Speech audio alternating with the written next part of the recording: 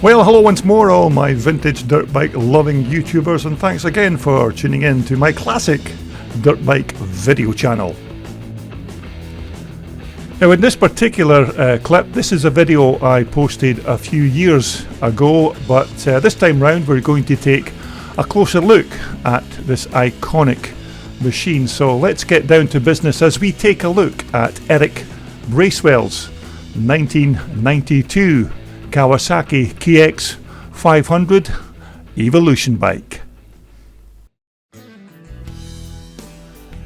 Now, our featured bike was just one of three almost identical machines that were imported into the UK by the Doc Wob Imports company a few years back. Now, this particular bike was part of a team of these 500cc Evolution bikes that were supplied for the American Evolution race team that were taking part in the Vets MXDN event held at the superb Farleigh Castle in September 2013. Now, the American team that year consisted of riders Jeff Ward, Doug Dubach, and of course our particular KX500 featured here was ridden by the legendary Junkyard Dog himself, John Dowd. Now, of course, if you attended that 2013 Vets MXDN event at Farleigh Castle, you will already know that John Dowd swept the board on this bike, with this machine taking 4 dominant wins and the coveted George Joby Trophy for the best team performance in the Evolution class. Now, since that big day, this bike is now owned by Irishman Eric Bracewell, although at the time of grabbing these video clips and pictures, Eric wasn't actually riding the bike but entrusted that feat to Irish racing legend Willie Burgess to race it in the Irish Evolution Class Championships. Now, when it comes to these KX500 motors, you don't need me to tell you what an awesome power plant this big Kawasaki had in 1992. Now, some riders used to even comment that these motors had far too much power for your average club racer, as the power delivery from this 500cc mill was absolutely brutal once this bike hit the sweet spot. And believe me, you are a very special person indeed who could master one of these 500cc monsters, and it was only the very brave who would think of slinging their legs over this fantastic machine. Now, these KX two-strokes in 1992 were kicking out about 60 odd horsepower from this two-stroke engine, and the motor of course had a Kean flat slide carburetor feeding fuel through that reed valve induction system. Now, many journalists and test riders who tested these machines back in the day were immediately stunned by this engine's power delivery and remarked about the insane throttle response from such a small motor. Now, these Kawasaki's had a good pair of good quality 43mm Kayaba upside down cartridge forks fitted to this model, which worked very well for a bike from 1992, although suspension systems were improving almost annually on these top range motocross machines, but they were still decent suspension systems for their time. But nevertheless, it was still a very comfortable ride on this KX from these Kayaba forks. Now, the rear suspension system on these 92 Quackers were also excellent, as was of course the front end.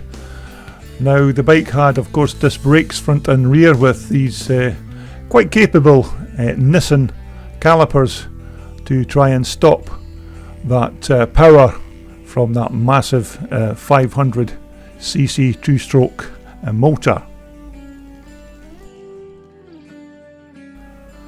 Now of course our featured bike has a few more upgrades, and this high quality Pro Circuit exhaust pipe and rear alloy silencer have been fitted to this particular bike. But of course, as you can see, our 500 has been in the motocross wars, with plenty battle damage evident in the little dings and dents on this front pipe. But of course these are nothing that can't be sorted out with a few hours work in the workshop. Now of course we will be able to hear what this bike sounds like just later on in the video. Now if my memory serves me correctly, these KX500s from 1992 had a plastic fuel tank as standard, although our featured bike once again has had this superb handcrafted aluminium GMX fuel tank fitted, which looks much more purposeful and will of course be stronger and stand up to any of the punishment that any kind of motocross track can throw at this big Kawasaki. Now this bike's triple clamps, both top and bottom, are high quality BRP bespoke replacement items, and these are of a much higher specification than the bike's original Kawasaki parts from '92. Now this Kawasaki's seat was a decent enough place to lay your cheeks. That's of course if you actually had time to place them on it, with the amount of bouncing around you would experience trying to tame the power of this big Kawasaki rocket ship.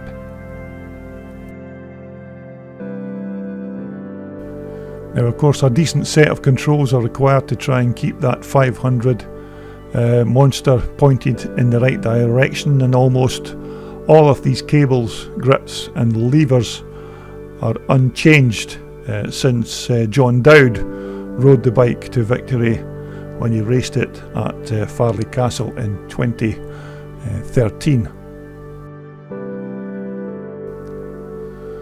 But it was certainly a weekend to remember, watching John Dowd power his way around that Farleigh Castle racetrack, sitting aboard this fantastic Kawasaki 500.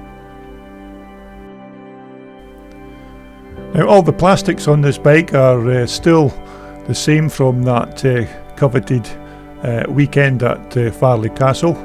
There's not hardly any of these plastics been changed or improved. And of course these pictures and video clips were taken just a couple of years after the bike took part in that massive event, and you can just see the reference to the Doc Wob importers there with John Dowd's name on the front of the mudguard.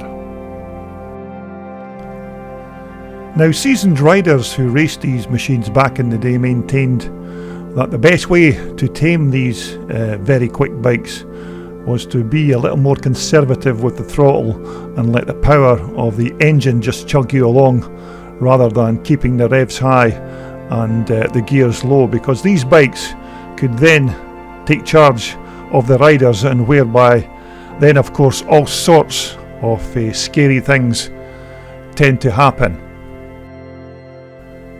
But of course these 92 KX500 motors had the Kawasaki KIPS system fitted on the two-stroke engine, the Kawasaki integrated power valve system, which worked well on this motor in conjunction with that automatic decompression system.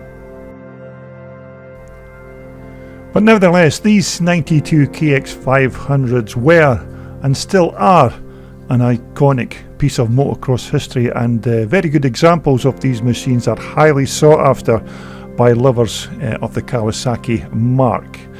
Okay, we've had a look and talked a bit about the bike, so let's get Eric, the bike's owner, to fire her up so we can all have a good listen to what she sounds like. And of course during the weekend of taking these video clips. Eric wasn't racing the bike that particular weekend, but he still had the sense to put a motocross boot on to get that big 500 Kawasaki fired up.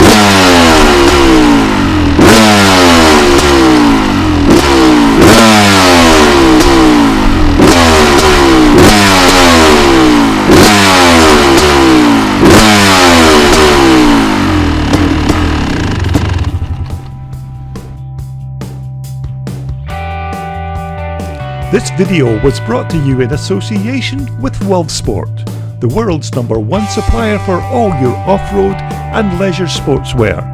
Just visit their online website for more details.